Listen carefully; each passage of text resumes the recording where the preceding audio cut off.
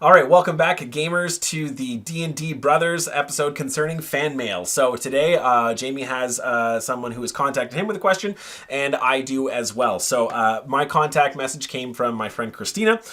So Christina asked, she's getting into D&D and trying to find a schedule and a group to play with and stuff like that. But she was curious how long for a session should she be looking at for actually sitting down and playing the game. Good question. Actually, it's something that I never really thought to mention before, but a lot of people who don't or know D&D or haven't gotten into D&D, it is actually a pretty sizable time investment. When you decide that you're going to sit down, you need to have a good solid couple of hours, not like 1 or 2. We're talking like probably minimum around 4 hours is, what it takes, because there's a lot of getting everybody ready, sitting down, getting the game going and stuff like that. And it does depend on the speed of your group, of course, on how people, like some people are super slow and want a lot of detail. Some people are like, fuck it, I don't give a shit. Just find something to kill, So it really depends on your group and stuff like that, and also too how fast you want to advance through a campaign potentially.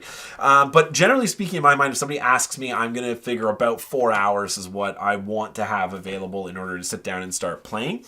Of course, you can have groups that are going to go shorter, 2 hours maybe. 2 hours I find to be a bit short. You're going to go through that time really quickly.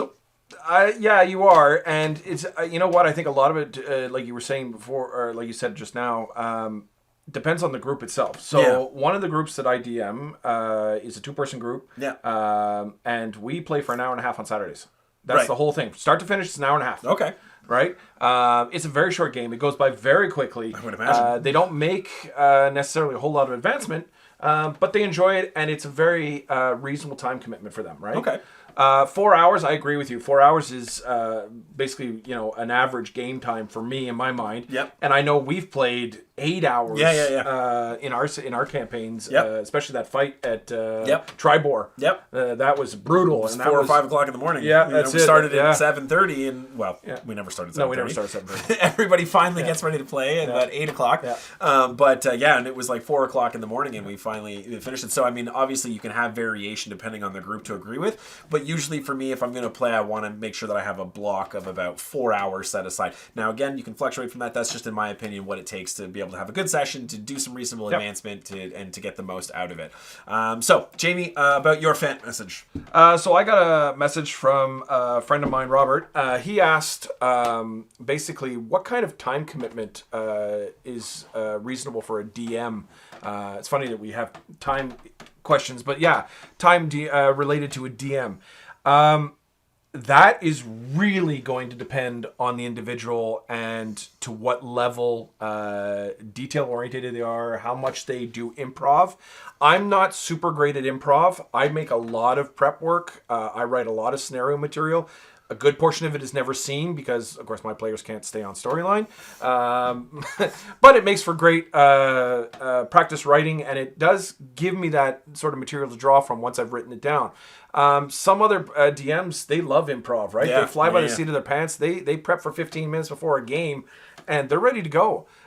There are some great support material as well that teaches you how to minimize your prep time and increase your output, I like the prep time, and currently at the moment, I actually have the time to dedicate to the prep time. So, I mean, I'm prepping, I run 4 campaigns right now, so I'm prepping probably anywhere from 25 to 35 hours a week.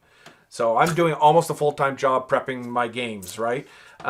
Which I understand most people don't have, and I wouldn't have if I was at work full-time right now. But with my situation, I have the opportunity, and I'm taking advantage of it. And you know what? It's great, but it's probably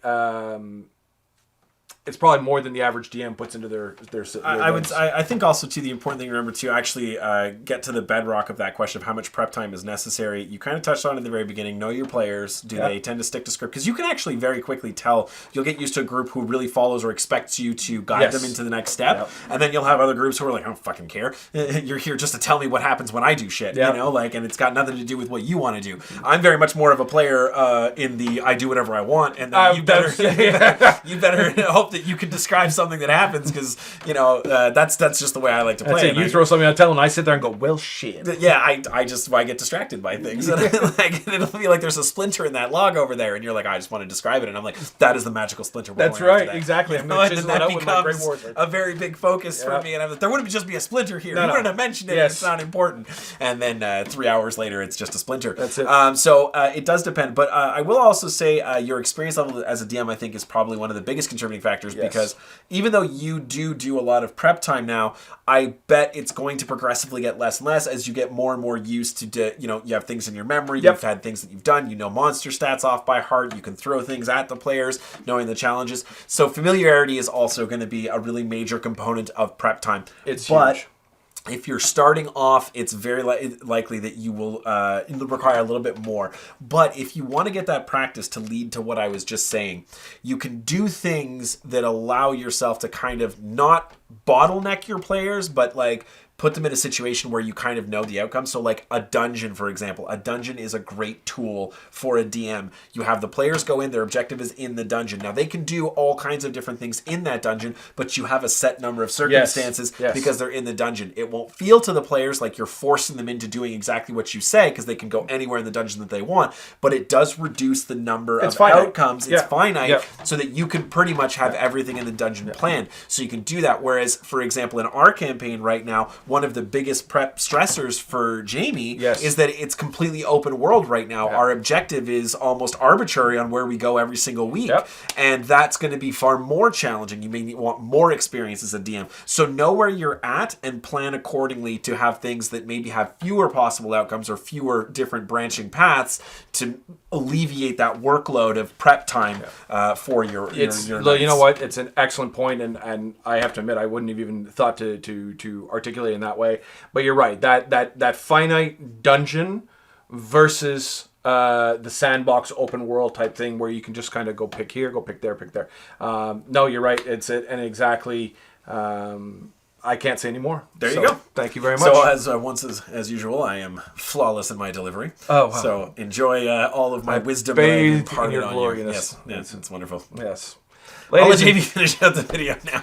Gamers, before his head explodes and we're all stuck with his egotistical attitude. See, my ego's so powerful. That's right. You can't even say. I can't even look at him upon. You can't even say anything negative about me. Thank you very much for sitting through this episode. Don't forget to like and subscribe down below. Hit that notification button, please, so that you know when we upload content, which we do on a fairly regular basis, happily. And in the meantime, between our episodes, keep on gaming.